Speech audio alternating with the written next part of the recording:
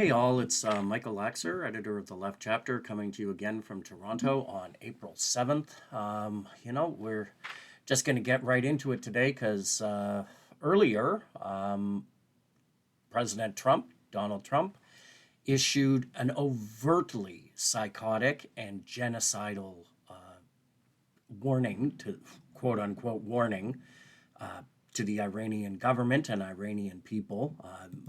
Shocking, even by the standards of American presidents in general, and even by his astonishingly low standards. Trump said that uh, if his deadline to open, quote unquote, the Strait of Hormuz is not met, a whole civilization will die tonight, never to be brought back again. It beggars belief that an American president or that any president anywhere would make a statement of this kind. It's overtly genocidal. It's sickening and repugnant. It shows you exactly what type of human being we're dealing with and those around him, the human beings around him, who are facilitating this complete psychopath. Ironically, of course, this also comes his vice right as his vice president Vance said that the U.S. had largely accomplished its military objectives in Iran.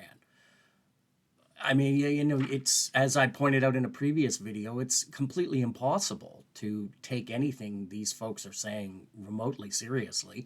They contradict themselves all the time. But the escalation in Trump's rhetoric is deeply alarming, and signifies, I think, a kind of panic, an absolute outright panic setting in. This comes on the heels. Here's the irony: is that he's escalating from earlier genocidal rhetoric, because on Easter, on the day of the Christian resurrection, as Vijay Prashad pointed out in an article that we published on the Left Chapter today called "Trump's Iran War is Not Going Great for the NATO Plus Alliance," and it's definitely not going great. Trump on Easter put out a post on Truth Social, the most ironically named social media network of them all, where he said Tuesday will be Power Plant Day and Bridge Day, all wrapped in one in Iran. There will be nothing like it. Open the fucking strait, you crazy bastards, or you'll be living in hell. Just watch. Uh, I mean, as Prashad put it, it's the rhetoric is of a B-grade cowboy movie, but it also lays out clear grounds for the International Court of Justice to indict him for genocide, which of course it won't do. The hypocrisy of the International Court of Justice is well known, and they won't take any action of any kind against the United States, although he's certainly making the case for them. As Prashad said, the first sentence of that Easter pronouncement is genocidal, making the claim that the United States intends to bomb civilian infrastructure and therefore putting the Iranian people in a condition of hell, namely death. And the middle of the post on the Strait of Hormuz demonstrate Trump's absolute frustration, and the John Wayne bombast only illustrates the failure to move a real agenda. Just watch. But as Prashad points out, what is there to watch? The U.S. and Israel continue to bomb civilian infrastructure all the time, viciously, as he put it. And the Iranians are able to fire ballistic missiles and to bring down U.S. aircraft. And the U.S., the Strait of Hormuz remains closed. And the Iranians say that they have no intention of reversing that. So, after this Easter genocidal outburst, he actually goes a step further. Evidently he didn't think this was far enough, perhaps because the Iranians, he's talking about opening the fucking strait. Well, the Iranians are de facto telling him to fuck off. They're not backing down. It's clear that they have no intention of backing down. His latest outburst is so overtly genocidal that there are even some Democrats who are calling for American soldiers to refuse orders, something that I think is actually extremely unlikely. But it would be wonderful if it happened, because of any order to end Iranian civilization is by definition a genocidal order being made by a deeply sick man and deeply sick administration. But I think it's important, and part of the reason wanted to talk about this outburst, aside from it indicating that barbarity looms, is that if you put it in context, you have to put it in the context of Trump's continuation, despite what he promised would happen during the American presidential election, when he lied about being a president who would end all the endless, forever wars that the United States was involved in. But in an article that we published on the Left Chapter on March 5th, War as Far as the Eye Can See, the U.S.-led imperialist bloc is a threat to humanity, that was written by Eduardo Rodriguez.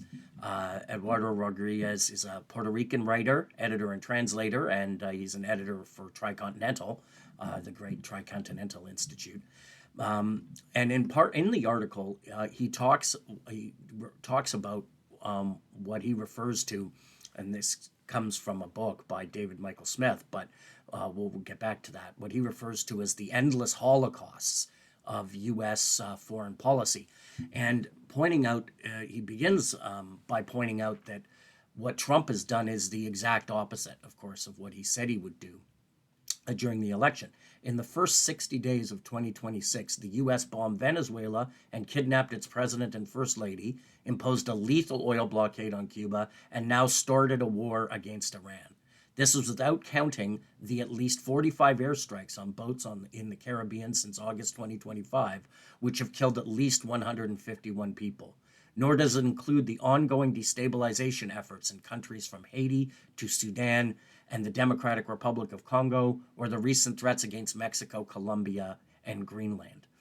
And then he goes on to say, since taking office in January 2025, on January 20th, 2025, the Trump administration has bombed 7 countries: Venezuela, Nigeria, Somalia, Syria, Iran, Yemen, and Iraq. And it only took 345 days. He also provides the dates for the bombings. He goes on to say the speed of this latest hyper-imperialist offensive marks a qualitative shift in U.S. aggression, and the rhetoric has only turned openly colonialist. In its nearly 250-year existence, the U.S. has undertaken at least 400 military inventions since 1776. And then getting to where the term endless holocaust comes from, in Endless Holocaust, Mass Death in the History of the United States Empire, David Michael Smith estimates the U.S. has been directly or indirectly responsible for the deaths of at least 54 million people in its wars abroad from 1945 to 2020. On Smith's accounting, once you widen the frame to include what he calls domestic social murder and extend the timeline across the full history of the empire, the toll approaches 300 million. 300 million people. When you hear people going on about how allegedly the People's Republic of China or the Soviet Union have been genocidal, just remember these numbers.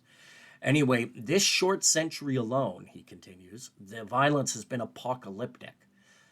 Stephanie Savell of the Costs of War Project at Brown University estimates that since 2001, the post-9/11 wars waged by the U.S. and its allies have contributed to at least 4.5 to 4.7 million deaths, direct and indirect.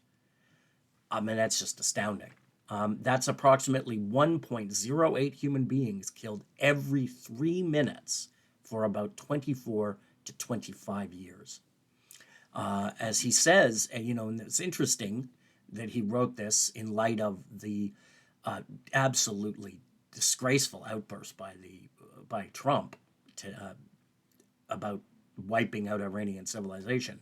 He wrote in the article, taken together, we are talking about death on a civilizational scale. Hundreds of millions whose hopes and aspirations will never come to be, whose beauty and imagination humanity has been deprived of. Poems we will never hear, art we will never see, entire cultures extinguished or cut short for profit. It's hard to, I mean, it's very powerful and it's very moving and it's very disturbing. He ends with the following two paragraphs in which he says, "This is in addition to the dozens of coups against democratically elected governments, the unilateral coercive sanctions regime it imposes across much of the world, which affects nearly 1/3 of the world's population, and of course is horrifically being applied to Cuba right now.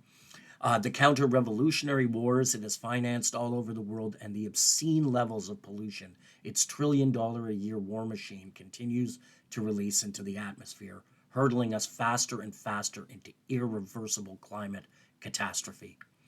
The US led imperialist bloc is a threat to humanity, not only in the lives it takes, but in the possible futures it forecloses. The survival of capitalism depends on the coerced underdevelopment of most of the peoples of the planet and the stunting of human potential. We will never know what humanity could have achieved without this barbaric machine holding it back for the past half a century, but we know full well what awaits us if we don't stop it." That's incredibly well put. And now, never has the time been more obvious that everyone, everywhere, needs to stand up and do whatever they can possibly do to pressure the powers that be in their country to do something to stop the increasingly deranged American president and the actions of the United States imperialist military machine and its ally, the genocidal Israeli regime, headed by the deeply corrupt and sick Benjamin Netanyahu. There never has humanity needed collectively to step forward to stop a power like this. This is the greatest point, a crisis, civilizational crisis since World War II and the Nazis. Truth be told, the Nazis never developed nuclear weapons and never had the kind of military power and reach that the United States has. The United States and its imperialist bloc, genuinely under Donald Trump, who is becoming increasingly delusional and genocidal, is a profound threat to the future existence of humanity. Something, whatever you can do, needs to be done to try to exert pressure on your government and on peoples around to do something, or at least to speak out to try to stop this.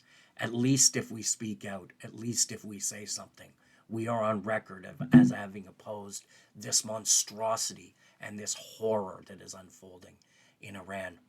I guess we will see what the next 24 hours brings. We will see how far the delusional Trump is willing to go, and we will see if anyone steps forward in the United States administration, in the United States government, or in the United States military to try to stop him. However unlikely I think that is. Anyway, wishing you love and solidarity wherever you may be today, hoping for the best, and hope to speak with you again soon.